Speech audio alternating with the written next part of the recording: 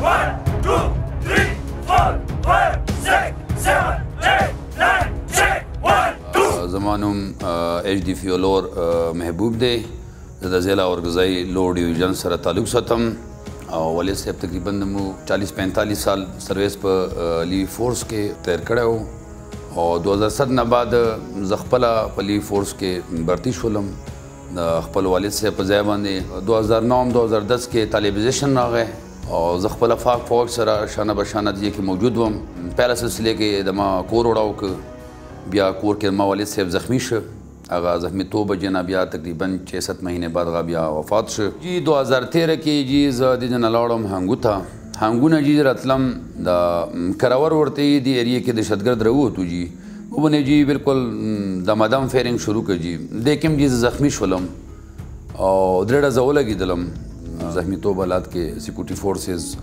سی ایم ایچ هسپتال ته وړلم سی ایم ایچ هسپتال کې د 3 میاشتې زه علاج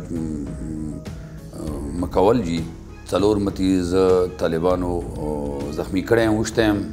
هغه باوجودم زه بالکل جنګېدلم طالبانو ماته بار بار دمکې راکولې چې یاره تاسو به د نوکري پرېږدو هغه باوجودم مو خپله نوکري نه پرېښې دی او نه بیا انشاءالله پرېږدو دې علاقې کې بالکل عوام څوکونه هغه باوجودم بالکل مو آرمي سره کلی کلی سره چپریشنې مرچو ته تلن بالکل سکیورټي فورسز نه مخکې تلل بالکل ما سره د خپلو مرګلیو بالکل مو جي شپه ورځ سکیورټي فورسز سره شانه بشانه مرچو ته ملاړ یو څومره د علاقې خلک دي د لو ډیویژن ته څومره متاثرین شوي وو دا ته کله واپس رهېدو دو سره زه بالکل شانه بشانه ودار وم دو سره زه ځای په ځای د کور ته مې رسولي دي سره قرباني جي مو حکومت سره کړي دي جي 2018 کې صدر پاکستان ماته تمه شجاعت راک هغې نه بعد چې کله مو پولیس ته کنورټ شولو ماته پولیس طرفې نه غازی اوارډ جی میلاو شو پولیس څومره اماراتو ګاډي جی مو ته میلاو شولو موټرسایکل جی مو ته میلاو شولې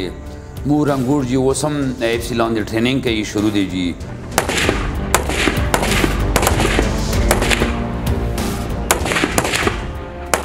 خپل علاقې خپل ملک دپاره